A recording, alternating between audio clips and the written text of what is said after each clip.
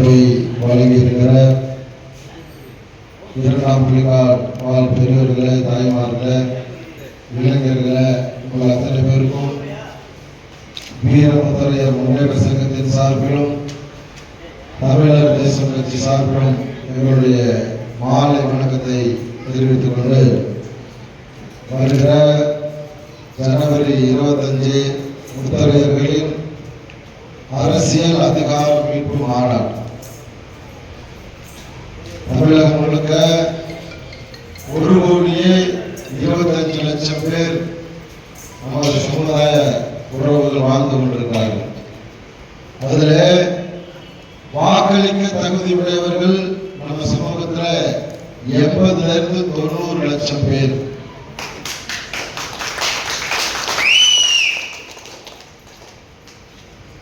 பெரிய எண்ணிக்கையில பெரும்பான்மையா இருக்கிற சமூகம் தான் நீங்கள் பிறந்த முத்தரையர் சமூகம் தமிழகத்தில்.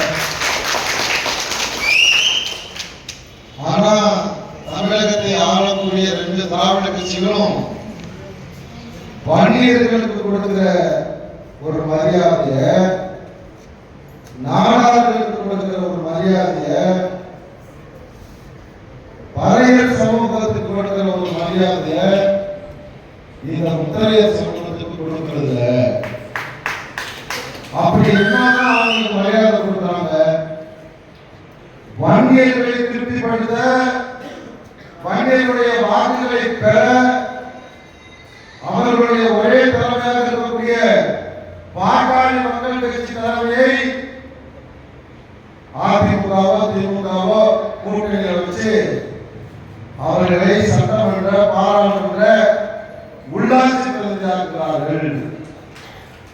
அதே போலதான் பழைய சமூக மக்களை திருப்திப்படுத்த, அவர்களுடைய வாக்குகளை பெற அவர்களை கூட்டணியில் வைத்துவிட்ட அதிமுகவும் திமுகவும் அவர்களை சட்டமன்ற, பாராளுமன்ற, உள்ளாட்சி பிரதிநிதியாக்குகிறார்கள்.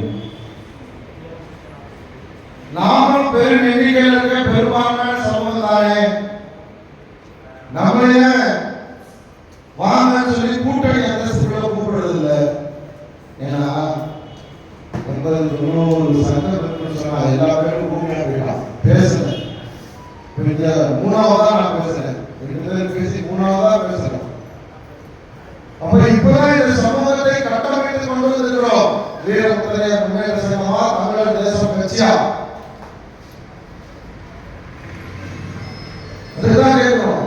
தமிழக மக்களுக்கு முத்தரையர் மக்கள் வாழ்கிறார்கள் என்பதை, திருச்சியை தவிர்த்து தமிழகம் முழுக்க வாழ்கிறார்கள் என்பதை அடையாளப்படுத்தியது வீரமுத்தரையர் முன்னேற்ற சங்கம். அது மட்டுமல்ல, தமிழகம் முழுக்க வாழ்கிற முத்தரையர்களின் பாதுகாப்பை உறுதி செய்தது வீரமுத்தரையர் முன்னேற்ற சங்கம் தான். வேற யாரும் சொந்தம் கொண்டாடவே முடியாது. அடுத்தது, இந்த மக்களை அரசியல்படுத்துவதற்காக தமிழர் தேசம் கட்சி என்கிற பெயரில் மக்களை அரசியல்படுத்துவதற்காக வந்திருக்கிறோம். அரசியல்படுத்துவதுன்னா நாம பெரும்பான்மையிடத்துல நாம தான்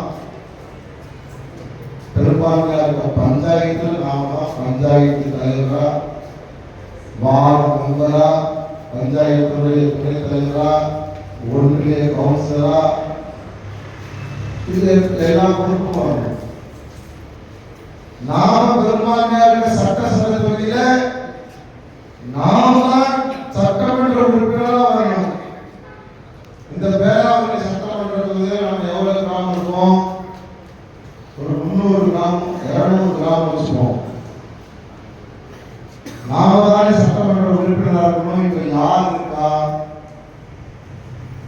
முத்தரையர்கள் பெரும்பான்மையாக வாழ்கிற தொகுதிகளில் தைரியமா, ரொம்ப தைரியமா அதிமுகவும் திமுகவும் சிறுபான்மை சமூகத்தை சேர்ந்தவர்களை வேட்பாளராக நிறுத்துவது இதான் தப்பு.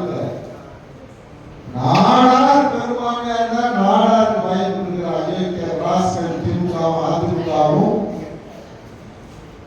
வன்னியர் பெரும்பான்மையா இருந்தா வன்னியருக்கு தான் வாய்ப்பு இருக்கிற சட்டமன்ற, பாராளுமன்ற உறுப்பினராக பெரும்பான்மை இருக்கிறது, ஏன்னா சிறுபான்மை சமூகத்துக்கு வாய்ப்பு கொடுக்கிறேன் கேட்க போறோம். இல்லைன்னா எங்க கூட்டணியில சேரு, எனக்கு சொல்லுங்க கூட கூட்டணி தர்மத்தில் நாங்க வேலை செய்யணும், கூட்டணி அந்தஸ்துல எங்களை கொள்வோம் அப்படிங்கிற ஒரு கருத்தை வலியுறுத்துறோம். தமிழ்நாடு முழுக்க 5000 கிராமங்கள் மக்கள் வாழ்க்கை 5000 கிராமங்களுக்கு போகணுன்றதுதான் எங்களுடைய திட்டம், ஆசை எல்லாமே. இப்போ ஒரு 1500 கிராமம் தான் போயிருக்கோம், இன்னொரு 1500 தான் போக முடியும் போல. வேலை ஜனவரி 25 ஞாயிற்றுக்கிழமை லீவ், விடுமுறை நாள். யார் வேணா என்ன வேணா பேசலாம். நான் பிறந்த இந்த சமூகத்துக்காக ஒரு நாள் நான்